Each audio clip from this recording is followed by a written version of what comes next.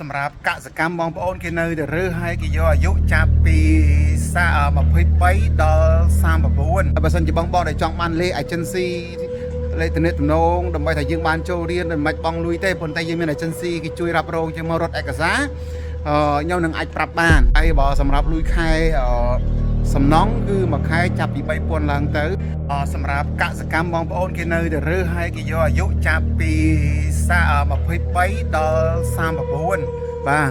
ប៉ុន្តែបើសម្រាប់39ខ្ញុំគិតថាគួរមិនបាច់ទៅដាក់ពាក្យទេបាទយកត្រឹម38ចុះក្រោមគឺល្អបំផុតហ្មងបាទហើយសម្រាប់សំណងគឺគេនៅតែរើសបង្រៀនដូចគ្នាដែរបាទចុះដូចខ្ញុំជម្រាបអញ្ចឹងបាទតម្លៃខ្ញុំអត់ហ៊ាននិយាយទេដោយសារតម្លៃសំណងគឺតម្លៃ$500បាទសម្រាប់ខាងសំណងបាទសម្រាប់ខាងកសិកម្មវាមានដូចជាកសិកម្មទៅជាពលករហើយនិងកសិកម្មទៅជានិស្សិតហត្ថការចុះវាមានតម្លៃខុសគ្នាបាទ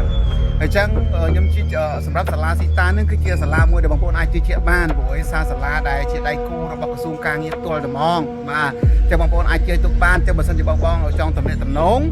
បាទឬក៏អាចចង់សួរព័ត៌មានអាចសួរមកខ្ញុំនឹងបង្ហាញលេខសាលានៅជាមួយនឹងចំណងជើងខាងលើនឹងផងដែរហើយមួយទៀតបាទបើសិនជាបងប្អូនបាទដែលអត់មានថវិកាក្នុងការរៀនគេមាន agency បាទសម្រាប់ជួយបងប្អូនបាទអញ្ចឹងបងបើចង់ឆ្ងល់ឬក៏ចង់ដឹងព័ត៌មានគឺអាចតាក់ទងមកខ្ញុំបានតាម comment នេះក៏បានឬក៏នឹងឲ្យតាម comment ល្អជាងហើយចាំខ្ញុំនឹងឆ្លើយតបហើយបើសិនជាបងដែលចង់បានលេខ agency លេខទំនាក់ទំនងដើម្បីថាយើងបានចូលរៀនមិនបាច់បងលុយទេប៉ុន្តែយើងមាន agency គេជួយរ៉ាប់រងជាងមករត់ឯកសារខ្ញុំនឹងអាចប្រាប់បានបាទថាមានសាលាណាជា agency បាទដូចខ្ញុំនិយាយអញ្ចឹងហើយបងប្អូនមិនបាច់បារម្ភទេសាលាស៊ីតានេះគឺជាសាលាដែលសហការជាមួយនឹងក្រសួងការងារបាទជាដៃគូហ្មងបាទហើយមួយទៀតដូចជាខាងសំណងគឺយើងទៅលឿនបាទតាំងខាងសំណងខុសពីជាមួយនឹងកសិកម្មវិស័យកសិកម្មគឺគេដៃគូជាមួយនឹងក្រសួងការងារបាទតែសម្រាប់សំណងគឺជាក្រុមហ៊ុនប៉ុន្តែទទួលបានអាជ្ញាប័ណ្ណគឺនៅសាលាស៊ីតានឹងហ្មងអញ្ចឹងសាខាទាំងប្រមាណតែគេសាខាទាំងប្រមាណតែទីបញ្ចប់មកនៅជាមួយនឹងសាលាស៊ីតានឹងហ្មងបាទព័ត៌មានតែប៉ុណ្្នឹងបើសិនជាបងប្អូនចង់ដឹងតែចង់ទៅធ្វើការនៅប្រទេសអ៊ីស្រាអែលអញ្ចឹងអាចមិនសួរបានណាបាទហើយបើសម្រាប់លុយខែ